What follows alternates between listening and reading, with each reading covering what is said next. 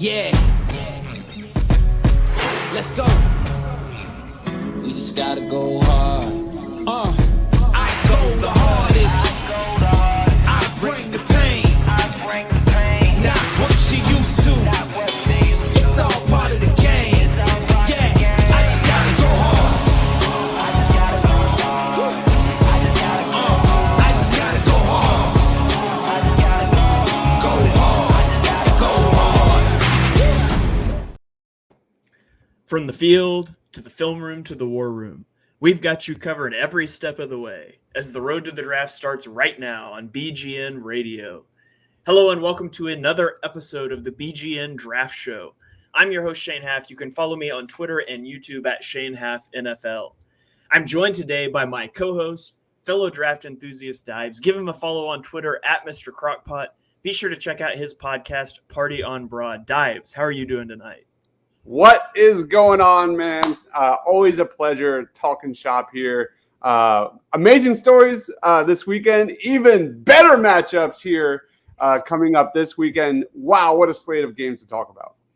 Absolutely. We told you last week wasn't great, and then it turned out to be great, but there's some good matchups this weekend. We had to argue a lot about what was going to be the game of the week. But yeah. I'm also joined by my co-host who commandeered the game of the week because he's a Notre Dame fan. It is Mark Henry Jr. Give him a follow on Twitter at Mark Henry Jr. _. Be sure to check out his Tough Cover radio show every Saturday. Mark, how are you doing tonight? I don't want to bury the lead. We'll talk about that when we get to game of the week. That is a bold accusation is what I'd say first. Number two, since we set it off the top, there is more ranked matchups this weekend than there's ever been in the history of September in college football. It's the biggest September Saturday in the history of college football, and I will not be at home for any of it. It's unfortunate for Mark. Hopefully you got YouTube TV on the phone there. You can watch it on the go. Be a lot of phone watching. Yeah. All right. Well, off the top of the show, we're going to revisit our player of the week predictions from last week. Dives had running back Audric Estime from Notre Dame. He racked up 176 yards and a touchdown on 20 carries. Mark took quarterback Michael Penix Jr. out of Washington, who went 27 of 35 passing for 473 yards and 4 touchdowns. I took quarterback Shedeur Sanders from Colorado, who went 38 of 47 passing for 348 yards, 4 touchdowns and an interception, leading his team over Colorado State in overtime. Unfortunately, for the second week in a row, we decided we're going to call this a wash. I don't know how they all had great weeks. I don't know how you compare those guys against each other. So we're all going to give ourselves 1 point on our 2-1-0 scale there. I promise we're not going to just call them a wash every week. But these last 2 weeks, all I can say is we're pretty good at this. So, we'll see if we can keep the hot streak going here. So we'll get to some Eagles player of the week we'll get to some player of the week predictions here in a little bit. But first, we're going to talk about some Eagles targets that you guys can keep an eye on this weekend while you're watching college football.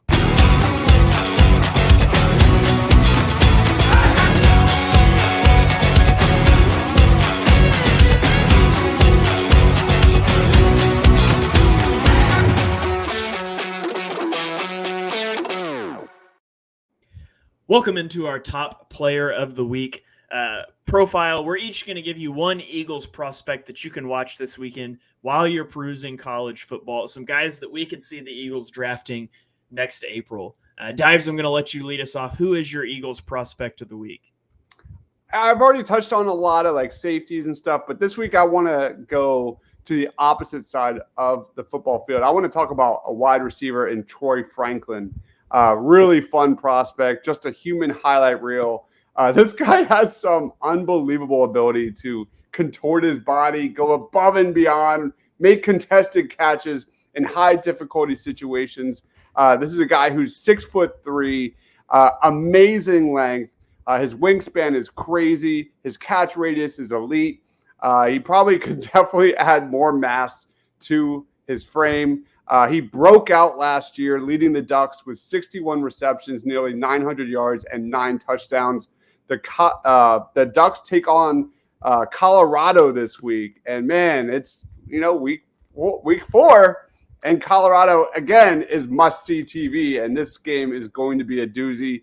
Deion Sanders and the Buffs have been the talk of college football through the first 3 weeks, man, and it's going to end this weekend. I think the Oregon Ducks are going to take care of business pretty handily this weekend. Colorado's defense has given up 30-plus points per game this season.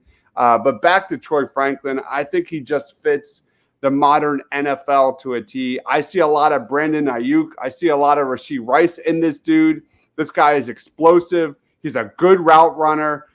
He's a major weapon in open space. I see Troy Franklin as an elite number 2 wide receiver at the next level. I think he's a top 50 player in the NFL draft, and I've got a firm day 2 grade on Troy Franklin. Definitely a guy to know if you're an Eagles fan. He's going to tear it up this weekend. And number 2, you said Rashee Rice, and Shane perked up a little bit over there. He's Shane's the all-time Rashee Rice guy, right? Or wait, am I confusing him with Mims? I was a huge Marvin Mims guy. I liked Rice though. Yeah. No, what I perked up was because I heard Dibes predict the demise of Deion Sanders' Colorado Buffaloes, and all I was gonna say is if you're gonna do that, the least you can do is put on a pair of sunglasses when you make the prediction, Dibes. Well, they got a lot of injuries, man. It's unfortunate that Travis Hunter is going to be out a few weeks. Yeah. They've got a couple other injuries as well, but I just don't see any way the Buffs can contain that Oregon offense, man. That is an elite offense. Well, neither does Vegas, because as we're recording this, it's a 21-point spread in favor of the Oregon Ducks. Yeah. All right. That is Dives prospect of the week for the Eagles. Mark, why don't you tell us who you've got next? So I've got someone who might turn out to be stupid, might turn out to be a waste of time to talk about this guy. But Dallas Turner is who I've got, Alabama edge rusher. And the reason that I did it was because Dibes, who puts out some of the best college videos faster than anybody else who I see. I saw the play, and I watched a lot of the Alabama USF game because Alabama struggled to pull away in that game. But Dallas Turner jumped off the screen on a couple plays, and especially on one play that Dibes posted. He dropped back in coverage, and the USF quarterback scrambled towards the sideline, and the dude covered half the field to get to him and to throw him out of bounds before he could throw the ball away or make a play with the ball.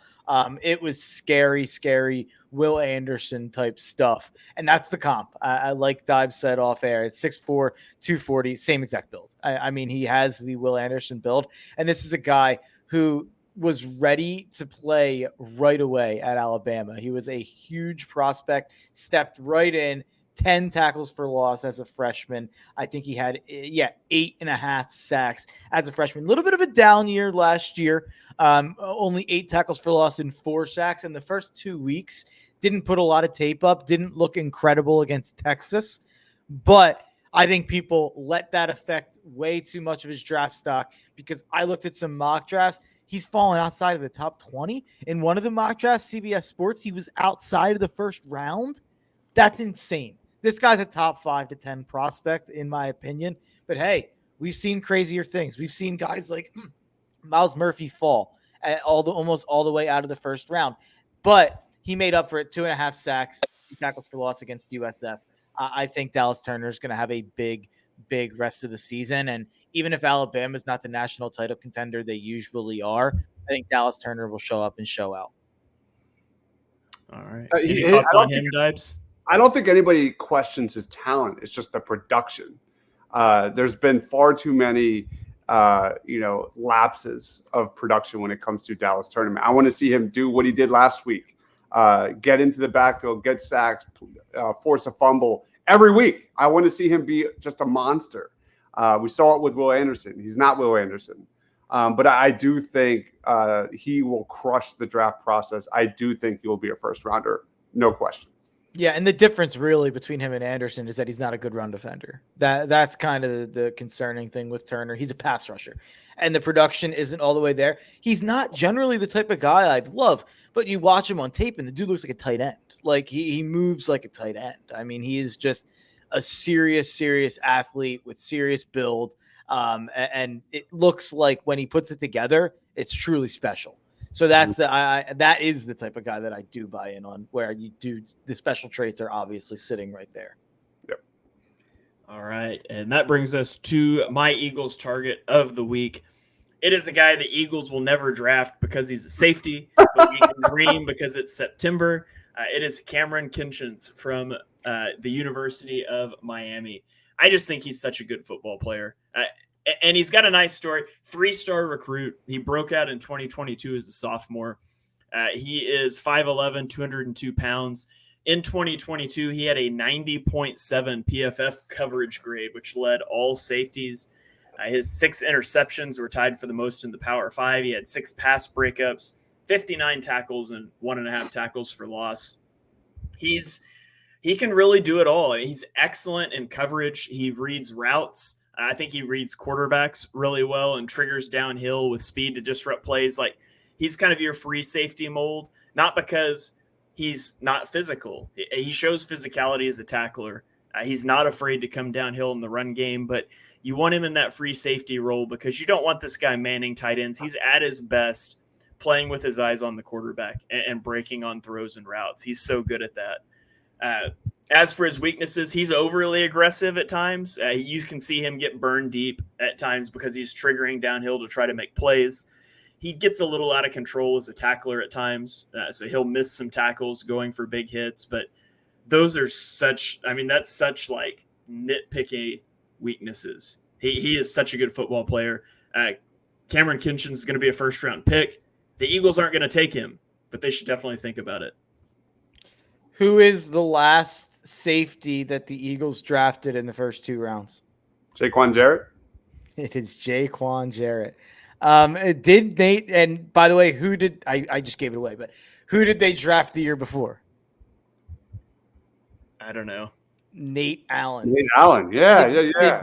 Did Nate Allen and Jaquan Jarrett make Howie Roseman think that safeties are just, they stink? Like, was he just like, all right, like, I tried. Like, sorry. Ironically, Miami plays Temple this weekend. I'm not sure Miami's going to be able to keep up with that amazing Temple offense. Hey, they got the tush push going. Ever since the Eagles drafted those guys, like, nope, we're gonna stick with UDFAs and guys we can trade a 6th-round pick for now. Yeah. Howie's like, safeties are overrated. Yeah, Miami also has another safety in James Williams, who will probably be a day 1, day 2 pick, who's 6'4", just ridiculous hybrid safety prospect. So, yeah, can you imagine having 2 good safeties? I can't even imagine. Another fun fact: did you guys know Nate Gary was drafted as a safety? I did know that. Nebraska. That's insane to me. Yeah, he was a safety.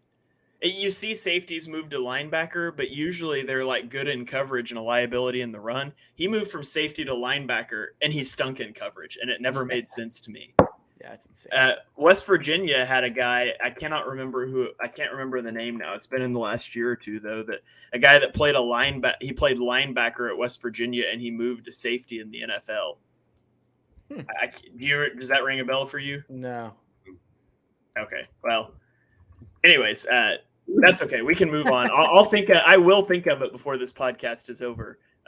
And if not, I'll get Rachel to edit me in and act like I thought of it. So, all right, that's going to wrap up our Eagles target of the week. Let's transition to our player of the week predictions. You can't manage this, can't break this, boy, I'm funded, Gotta keep my distance when you not 100, From the same ones say they love you, they funny, You can't match my energy, and yeah, you know it, Way too cold, yeah, man, I'm way too cold, Way too cold, yeah, man, I'm way too cold. Tony Fields, by the way, I'm pretty sure is he was a linebacker for West Virginia, went to safety in the NFL. Okay, anyways, moving on to our player of the week predictions. Dibes, I'm going to let you lead us off again. Who is your player of the week pick? Oh, baby. The running back class is absolutely loaded in 2024, man. I'm going to go with a guy who projects to be among the top, and that is Travion Henderson out of Ohio State, man. Spark plug with explosiveness, really good receiver, but he's a dense runner. What is his weight? 214 at 5'10", man. Amazing lateral twitch for someone his size, with someone with that frame. Great contact balance. He was a fringe top 10 recruit out of high school and hit the ground running, literally, with Ohio State, man. The second he put on that Ohio State jersey, he has been explosive. What I like most about Travion is his upside to be a 3-down back at the next level. Right now, he's coming off of his most productive game of 2023. He ran for 88 yards and 2 scores in the win over Western Kentucky last weekend. And right now he's got under 200 yards. He's got 4 scores on 30 carries through 3 games. Not elite production by any means, but he's got an amazing test against a Notre Dame defense that's only giving up 2.9 yards per attempt and 3.82 yards per play, which is the 3rd lowest in the entire nation. This Ohio State Notre Dame matchup is going to be one heavyweight battle to watch, man. And I think if Ohio State wins it, it's going to be on the tails of Travion Henderson having a big day. He reminds me so much of Trey Sermon. Yeah, And I know that's an easy comp to make with Ohio State running back, same system, but pretty similar build. Trey Sermon's a better pass protector. Henderson's probably a better runner, but yeah, a lot of similarities to Sermon. Wait. Are you on an Eagles podcast telling me that running backs are allowed to pass protect? Maybe that's for a different podcast too. But the funny thing about that is they cut Trey Sermon, and like the best thing about Trey Sermon coming out of college was that he's like the best pass protecting running back of college history. So it's like funny that they like couldn't figure out a way to use him. I still feel like Trey Sermon could be a good NFL running back, but I'll digress. Yeah. All right, Mark, tell us who your Eagles player prediction of the week, or excuse me, I keep mixing these up. Your player of the week prediction. Yeah, and this is just, I mean, I'm a true to a non-believer. Give me his brother, Talia Tagovailoa. And you can knock out the Mark's Bet of the Week segment because I'm going to knock out 2 birds with 1 stone here because Talia Tagovailoa happens to play for the team that is going to be the team that I like the most this week. Give me Maryland -7 at Michigan State. Michigan State is an absolute train wreck with everything going on with Mel Tucker. You might notice a trend here with my bet of the week and my player of the week. I picked Michael Penix in Washington last week against Michigan State. He did pretty well, and Washington did pretty well covering easily. I'll go right back to the well with Maryland and Talia Tagovailoa. Over the last 2 years, Talia has 6,900 yards, 44 touchdowns, and 19 picks with a 68% completion percentage. So the picks have been a little bit of an issue for Talia at times, especially 2 years ago. But he's a fifth year senior at this point. This should be the best football we ever see him play. 900 yards in 3 games, 6 touchdowns, 2 picks, 67% completion percentage. I think Talia is going to be one of the best quarterbacks in the country throughout the rest of this year. And there's a wide open slot in the Big Ten for a 4th team to step up outside of Michigan, Penn State, and Ohio State. Someone else has to be 8-4, 9-3. Someone else has to be in the mix at least. I think that could be Maryland, and I think it's because of Tagovailoa. All right. And that brings us to my player of the week prediction. I'm going to go with Marvin Harrison Jr. And this is ridiculous. I didn't realize both of you were picking Ohio State guys. This is unbelievable. We're competing against each other. And actually, in my notes and when I put together our graphic, I accidentally wrote down Henderson as Dibe's Eagles player of the week. Wait, you guys both had Estime, and now nobody has Estime? Yes. What happened? I can't pick Estime. I already picked him. Yeah. Okay. So I was going to pick Estime, and I decided not to go like back-to-back weeks because that might be boring for the listeners, Mark, and the listeners come first ahead of my competitiveness. Fair. But I did think I did write it down wrong. I had Henderson as Dibe's Eagles prospect of the week, and so I was shuffling graphics, and I might have gone away from Ohio State here, but I didn't. Picked Marvin Harrison Jr. I don't know what else you say about this guy. Like, he's going to be a top 3 to 5 pick. He's probably the best receiver prospect to come out in the last decade. I don't know. I'm just throwing that out arbitrarily. He's a better prospect than Jamar Chase. He's a better prospect than, according to his own coach, he's a better prospect than Garrett Wilson, than Chris Olave, than Jackson Smith and Jigma, guys who went 10th, 11th, and 20th in their respective drafts. I mean, Marvin Harrison Jr. is phenomenal. He had 7 receptions for 160 yards and 2 touchdowns. and then a 5 for 126 and 1 touchdown in the last 2 games. This week he goes up against a Notre Dame team that they're ranked highly, hasn't had a true test yet. We're going to find out a lot about these two teams this weekend. More on that later.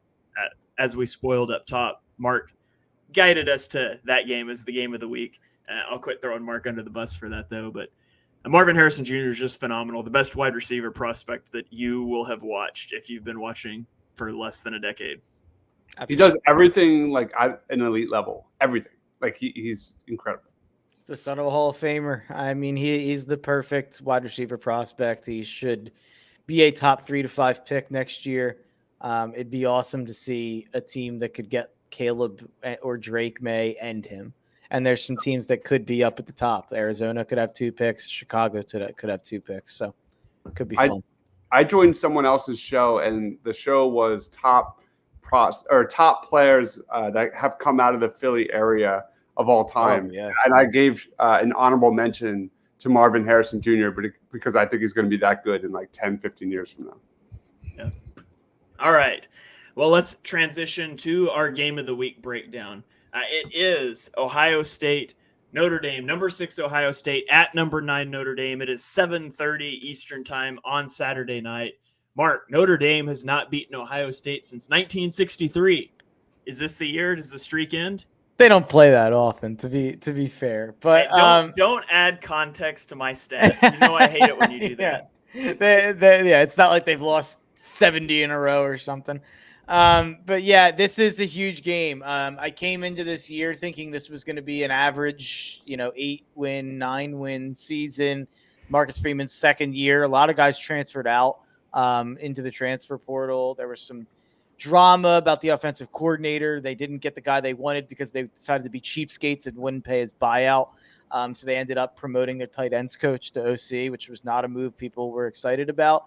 Well, so far so good. It's going to help when you have a top 5 quarterback in the country and a top 5 running back in the country. You have the best offensive tackle in the country, and you might have the best corner in the country. So there's just a lot to like about Notre Dame compared to where I thought they were going to be at this point. And it's all in Sam Hartman, though.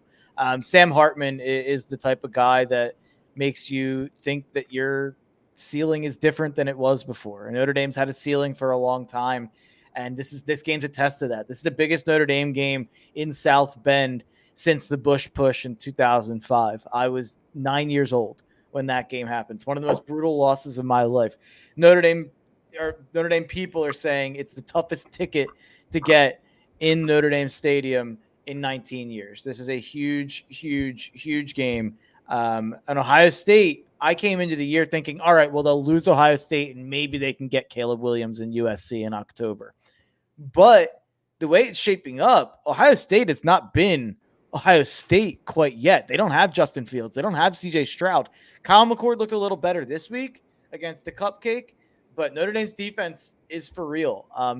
This is a true test of Kyle McCord. I'm feeling so much better going into this game than I ever could have anticipated. Give me Notre Dame plus 3.5. I really do think it's a toss-up, and since it's a home game, since Notre Dame has the better quarterback, and I'll just raise this one last thing. Sorry for rambling. This is like the biggest Notre Dame game in so long.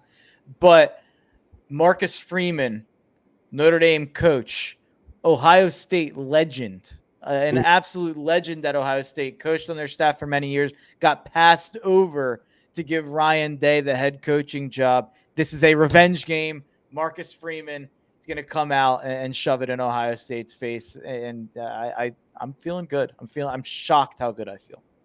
Mark, do you know what the final score was in 1936 when Notre Dame beat Ohio State last?